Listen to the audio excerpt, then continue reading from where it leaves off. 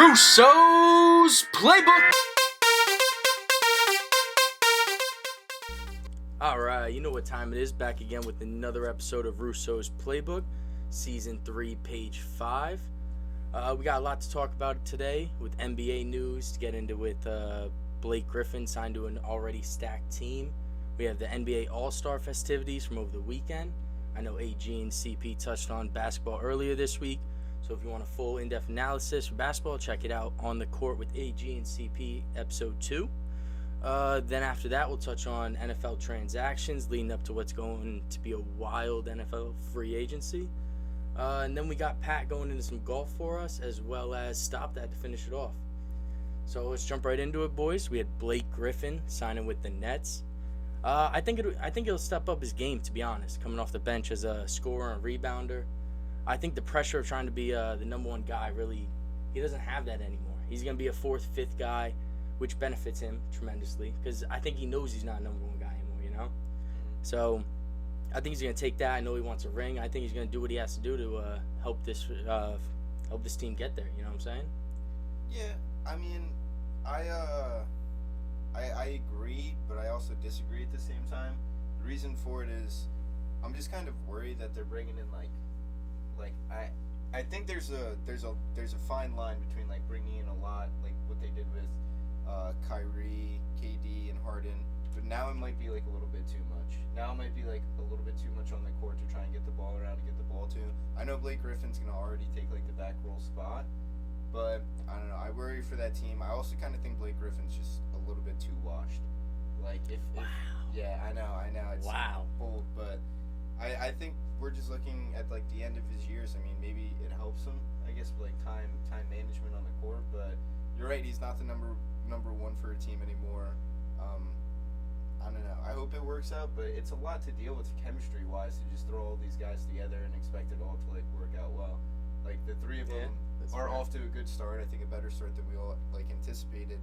But to throw in another thing, I think they're just juggling a lot. You know. I like the move. I like Blake Griffen, big Blake Griffen fan. I think he wasn't happy in Detroit, so it gets him out of Detroit, a place where he, definitely wasn't thriving to his full potential. And then he gets to go to the Nets, a stacked team looking at making a championship run. And I think it's a good move on both parts. Blake gets a chance at a ring. He's a veteran in the league. It's about time he gets put in the position to get one. Yeah. And on top of that, I mean, a championship team looking to make a run like that, they need depth, and I think it gives them an opportunity to have that as well. I think Blake is washed. Thank you. I'm sitting here thinking in my head, like, am I that wrong for saying that? Like, listen, I think it's over. Listen, the man can't jump anymore. Yeah. He has 0 dunks this season. There's only 2 things that are happening. Hear me out. Either he's washed, or they hit him up and he's pulling the same move that Harden pulled with the fat suit and Kyrie just dipping on the team and then coming back as soon as everyone's together. And Harden got skinny again immediately, right? So either he just wasn't dunking and just shooting poorly on purpose to get out of Detroit, go to Brooklyn, or he's washed. I think he's washed. Yeah. He's not even hitting threes anymore like he was, because what was holding him down for the past couple years in Detroit was that, all right, he wasn't that much of a presence in the paint anymore, but he developed a really good three-point shooter, developed as a really good three-point shooter. Now, he's not even shooting well. He's shooting like 36.5% from the field. That's fair. 0 dunks on the season, and it's not what the Nets needed.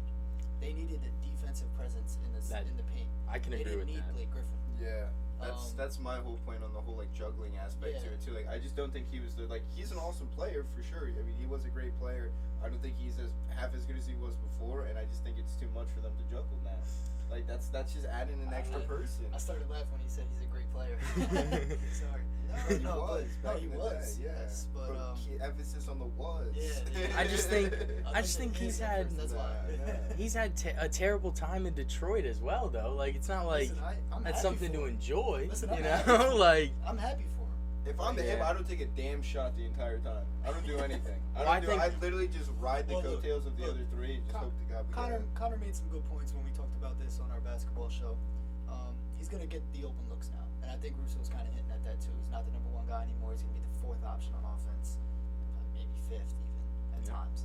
But he's gonna get the open shots. It's a matter of him knocking him down. Can he succeed there? Yes. I don't think he's making a huge difference to like their title chances.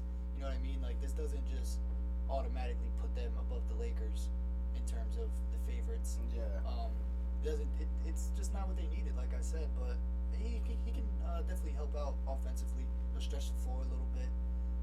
I still think they need to bring in a big defensive presence, big man, maybe like a JaVale McGee or something like that. Somebody who's gonna just be in there blocking shots, getting rebounds. Because Blake's not gonna be doing that right now. He's not. He can't try. He's not even dunking. Who knows? Maybe he turns it around, dog. Listen, I hope I'm all so. for it. Turns it I'm all around. for I it. hope so. You know, you're look. You gotta put your money where your mouth is, because I believe we had a bet Listen, that you first backed game. down from. First game for the Nets, 20 points. What's up? No, What's it's like, up? no, chill. The money on the table. Nah. I think he definitely dunks. I don't think he dunks. If he dunks, then he fooled me. That's Yeah, it. I'll then put it it was better. the I Harden think he suit dunks. all over again. You know why? 'Cause I don't Yeah, think he's gonna be damn looking bullshit for if he dunks. looking for the shots. He doesn't need to. So he'll That's be fine. more in the paint. He'll rock with the Nah, dunk. that's I'm telling you, he'll that's get a DJ's dunk. paint. This ain't Lob City, LA Come anymore. That's on. DJ's paint now. He's sitting there waiting for the lobs. Yeah. But Griffin's got to be in that short corner waiting for a mid-range or three-pointer in the corner. But Oof. he has to hit him. That's what it comes down to. Yeah, nah, it's all fair look, points. Did the Nets get better? Yes, definitely. Yeah. Is it that huge of a difference for them? I don't think so, because I don't think Blake's that great anymore.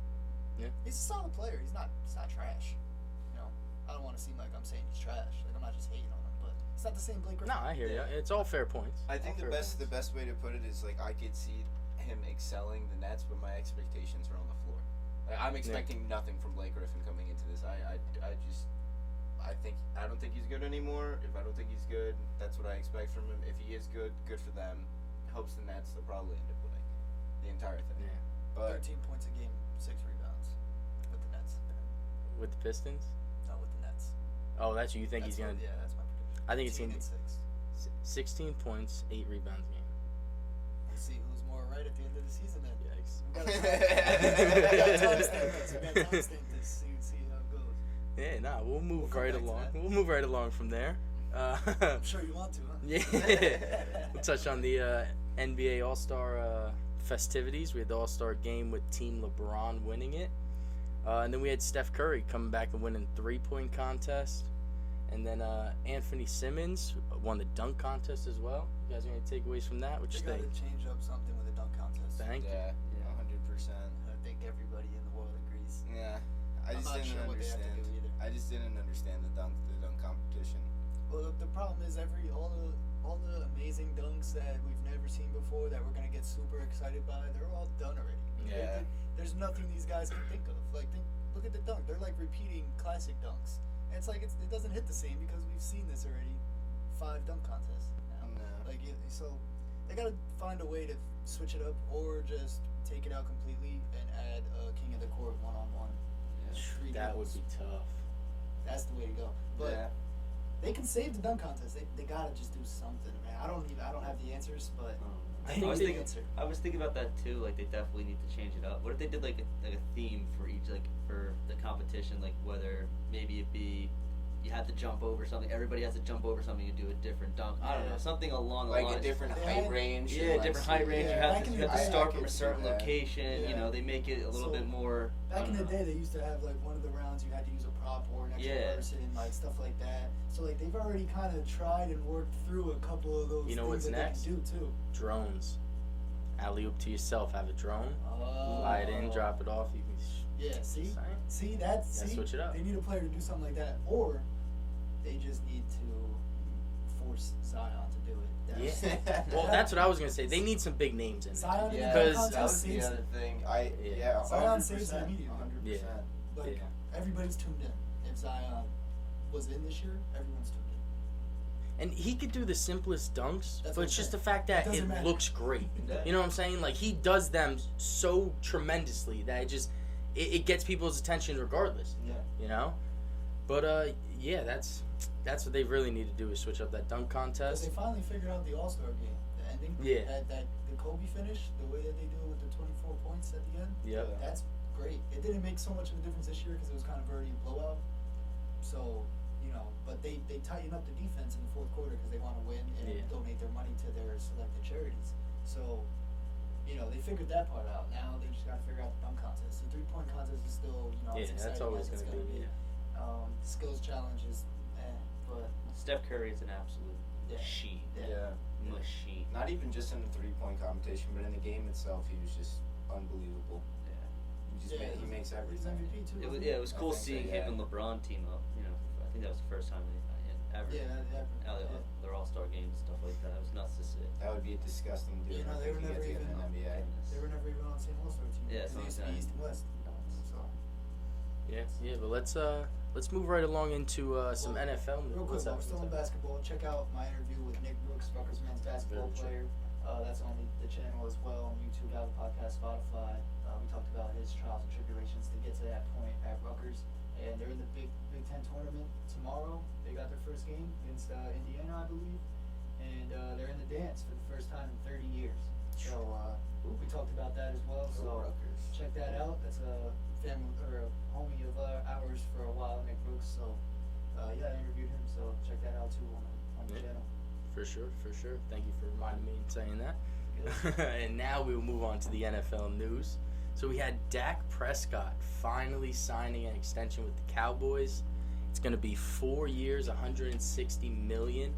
He gets $126 million guaranteed, $66 million signing bonus, $75 million in year one. Yep. Unbelievable. It's just like I can't understand how they're getting this money to pay him right now. Yeah, I that was the first thing I wanted to talk about, because now this year, right, they pay Amari Cooper $20 million, they pay Zeke $14, and they're going to pay him all of that money. And they got DeMarcus Lawrence for $25 million cap hit this year. Yep, exactly. So I mean, they spent the money, to say the least.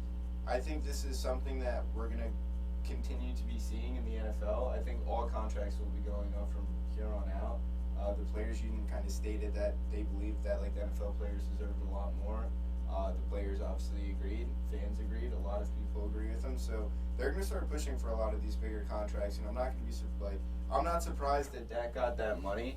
I, in my heart, don't think that he deserves that compared to what everybody else has, but just don't be surprised when you start seeing these other names start coming in, earning right around exactly what he did. Because, you know, on paper right now, you see Dak, right? He's going to get all that money, and then there's the Aaron Rodgers and the Russell Wilsons of the world who are really solidified and proven themselves in the NFL, and they're getting $33.5 million for both of them.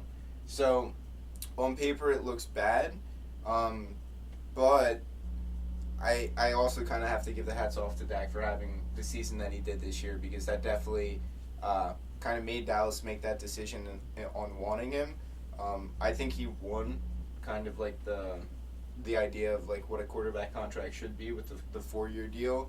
But man, I don't understand how Dallas is going to do this. Yeah. If they're going to make a playoff run, I guess now is the time. Their division's terrible, so you might as well pay the guy and hope to God that it works. But should have just paid him 2 years ago, though. That's what I'm saying. Yeah, you held off this long to do it, and I mean 2 years ago he wasn't asking for this much money. Yeah, probably not. But being the second most paid quarterback in the NFL I don't think that's something that we all expected here. No, definitely not. I do like the deal, though. And the only reason why I like it is because it's a 4-year deal, and if he balls out, it gives him the opportunity to cash in again. So, like you said, hats off to Dak. Yeah, from Dak's perspective, this makes so much sense. Obviously, it's a great deal for his side. I mean, if he doesn't perform, if he doesn't come back the same after that leg injury, if the Cowboys don't improve other pieces, and it doesn't mean anything anyway because they're not winning games, then that's a bad deal for the Cowboys. But we got to see about all those ifs.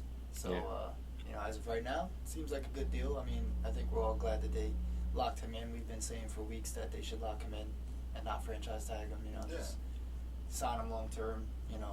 Who else are you really gonna get? You got Dak. He's a great quarterback. So hopefully it works out for them. I mean, like Hunter said, they got their hands around the neck of that division if they want to. So they just gotta make it happen. Not much competition. Not much at all. Yeah. But then we'll move to the Bucs re-signing Levante David to a 2-year, $25 million contract. They're trying to keep their players intact to make another run. You got Brady restructuring money so they can move it around and get more deals done. I know they got Shaq Barrett they want to re-sign as well, so we'll keep an eye out for that. Then we got Trent Brown traded to the Patriots for a 5th-round pick. We had the Saints cut Emmanuel Sanders and Quan Alexander. And then we had the Titans cutting Kenny Vaccaro and Malcolm Butler, which I'm a little confused with the Titans here because what are they doing with their defense? I mean, they're losing their middle linebacker to free agency. They just cut their starting safety and starting corner.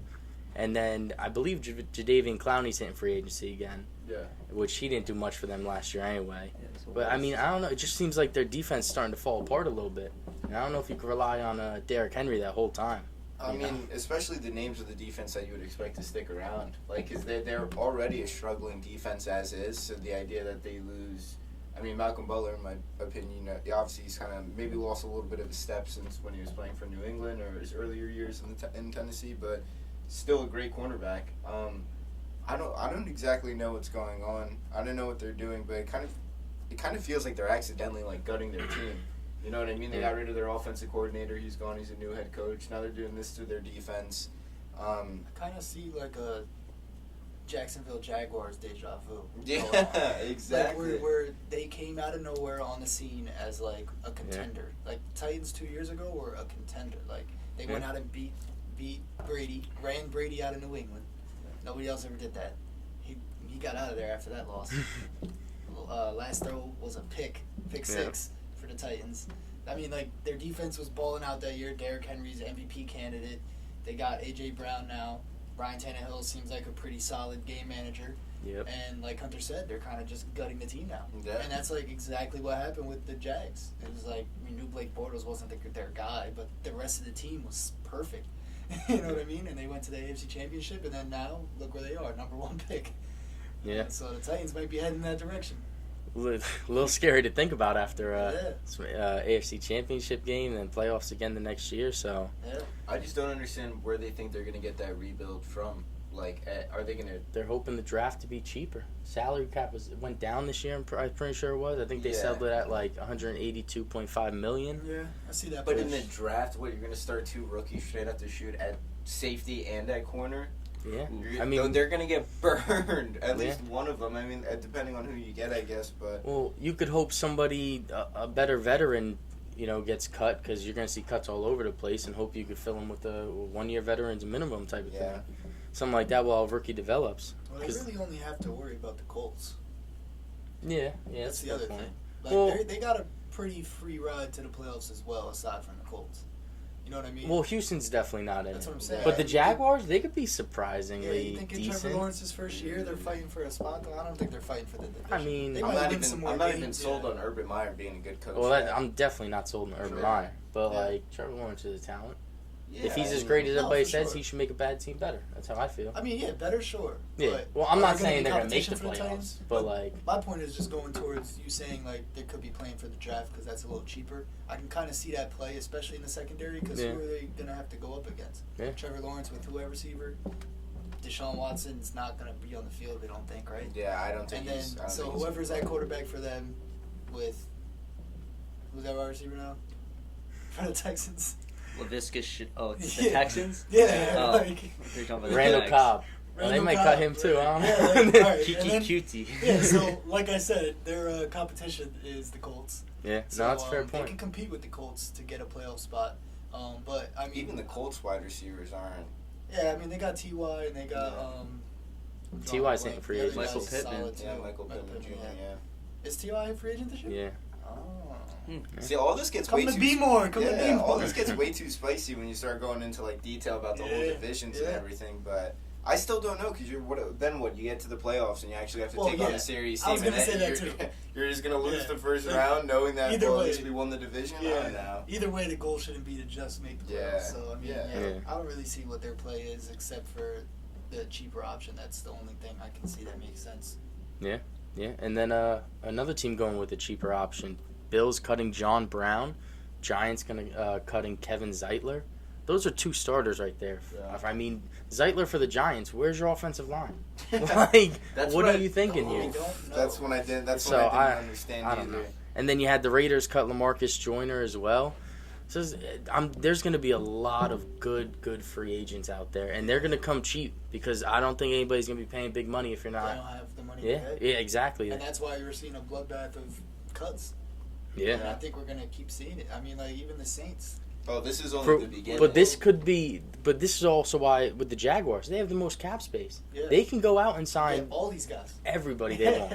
Yeah. So and you might be right. They could stack that team. Yeah. You might be onto something with the Jags. We shall see. But then a receiver for Trevor could be interesting. Yeah. We'll see. How about these franchise tags? Allen Robinson with the Bears. Yeah, Marcus May with the Jets. Brandon Sharif with the Washington Football Team. Chris Godwin with the Bucks. Like we talked about, trying to keep that team together. You got Leonard Williams with the Giants. Justin Simmons with the Broncos. Taylor Moton with the Panthers. You got Cam Robinson with the Jaguars and Marcus Williams with the Saints. And I know, Hun, you wanted to talk about Allen Robinson. We have a blog on that as well at Russo'sPlaybook.com where we go in depth about all of their situations, but we're going to discuss just a few right now, the bigger ones, you know? Yeah, I mean, the one I want to start off with was Allen Robinson. It kind of surprised me that he got tagged because the energy that I was getting from him was that he wanted out of Chicago, and it kind of looked as if he was trying to go more to like the Jets or a team like that, something that was going to kind of like just be something new for him, a fresh start. And I kind of feel bad for him. I feel bad that he's still in Chicago. I feel like he's going to be wasting a lot of these prime years. Obviously, Mr. Trubisky is going to be a free agent for whoever wants him. But they're going to be in desperate need for a quarterback, and I kind of am worried that there's not too much left for them to grab. There might be not a lot for them to draft, get in the draft as well. And because of that, I'm kind of confused about the whole tagging of Allen Robinson. I thought that maybe that they would let him go and kind of let him start fresh himself. So that just shocked me. That surprised me a lot. One that didn't surprise or shock me, though, was Chris Godwin. I've kind of been saying it from the jump that team was going to do everything in their power to keep everybody together. I wouldn't be surprised if they re-signed AB2 and that they kept all of them together. And I think everyone's going to hold out on that team as long as Brady does. So I wouldn't be surprised to see a couple more of these one-year deals like they did with like Levante David, just to kind of bring him back 2-year deal, whatever exactly it was.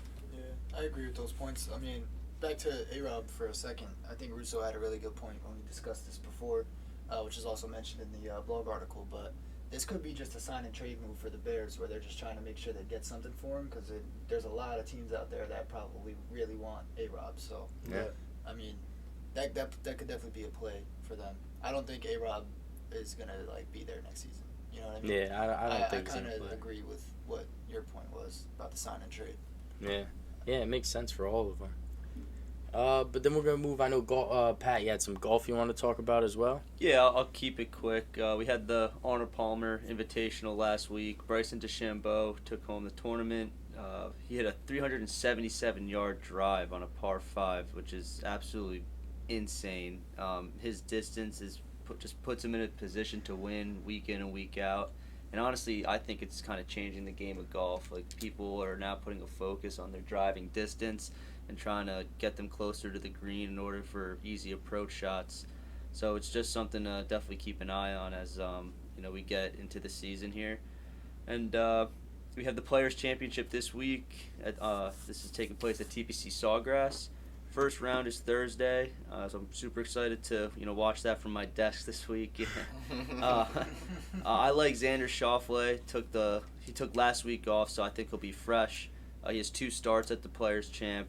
He took second the first round and then missed the cut the second.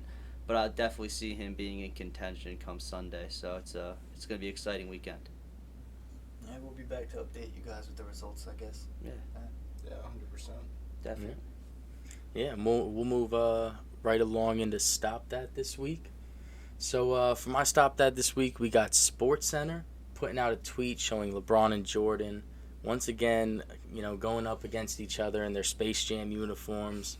LeBron's going up for a dunk, Jordan's trying to block it, and of course they ask, what happens next? And I don't get why we have to keep throwing these two together and making everybody argue and bicker about who's better, this, that. LeBron's putting out his movie. Just let him put out his movie. Let's let it rock, and let's let both these legends just enjoy their separate greatness. Yeah. So, SportsCenter, please leave it alone and stop that. It's a little early. We almost jumped there. You guys are excited. I know. Yeah. What else you got, hon? Yeah, I'll go right now. So for my stop that for this week, Titans last year in the draft had their first round draft pick, and they decided to go with Isaiah Wilson. They have now traded him for a 7th round pick a year later. The confusion that is in my head, the worry for that team, all I have to say to them is stop that. That's ridiculous. I mean, you just wasted your first round draft pick, and you're getting a 7th for it. I think didn't they trade 7s too? They swapped 7s. They swapped 7s. So they're not even really getting a 7th out of them. They swapped their 7th. They just unloaded that contract, really. Right? That's 100% they were doing. 100%. Yeah. I mean, I guess you get a 7th round draft pick from it, but who are we grabbing? So they gave their 7th to get the 7th. And I just don't understand exactly, like... And if you're better than the... Yeah. I don't know. Be a salary cap move. Like, who has the better 7th round pick, too? Like that's what we need to know, right? That's what I needed to get down to. Titans, who they trade and to? Dolphins. Yeah, Dolphins. So it could be right there even. But it's pretty close. It's right there. Regardless, you're getting anywhere from like 160 to 180, or no, it was 260, 280, something like that. Brady was 199. Yeah. So it just felt like some schoolyard shit. You could do something with that. I feel like it was just more like, yo, we really don't want this guy. How about we'll give him to you and just trade your 7th with us. How about that? Miami, make it look good. Yeah, exactly. Make it look good. Make it look normal. Yeah, that's all that was. That's wild to me. Absolutely ridiculous. I'm gonna bring it back to the NBA. So at one point in time, the Pistons had Blake Griffen. Well, they didn't have them all at the same time, but in the past couple years, they've had Blake Griffen, Tobias Harris, Andre Drummond, and Reggie Jackson. All 4 of those players are no longer on the team now that Blake is on the Nets. And what they got for those 4 players combined in their trades and buyouts and whatnot, a 2nd round pick. One singular 2nd round pick. So, oh my goodness. Detroit Pistons, all I have to say to you guys is stop that. That is not how you rebuild a team. No, it definitely doesn't work like that. It definitely doesn't work like that. It does not at all. That's ridiculous. Yeah, I mean, there's not much more to say about that. Yeah. You stop that and you don't bring it up again. That's it. You get better. You get better, right? You learn from this. Yeah. I'm gonna lose brain cells trying to understand it so that I can explain it. So I'm just not gonna try. But yeah, that'll wrap up this show right here. Make sure you go check us out on YouTube, Apple Podcasts, Spotify, and when you get there, don't forget to subscribe, like, and comment. And you can also catch up on our blogs out right now on russosplaybook.com. That's all we got, right, fellas? UFC Fight Night this week. Yep. This weekend. So, as usual, we'll do a UFC show tomorrow night, UFC analysis blog Friday, and a betting guide Saturday afternoon for all of you bettors out there. For sure. Make sure you tune in, check it out. And we got the free agency blog coming Sunday as well. Yes, sir. Sunday, yes, right? we do. Or not blog. Podcast. Episode, yeah. Yeah, we're going to have a nice little, about an hour in-depth, go through all the positions, what teams need, all that stuff. And we've got the AFC West podcast coming soon, too, the offseason outlook of the AFC West. Yes, sir. Got a lot coming your way. We got a lot coming. Yes, sir. We'll catch y'all next week.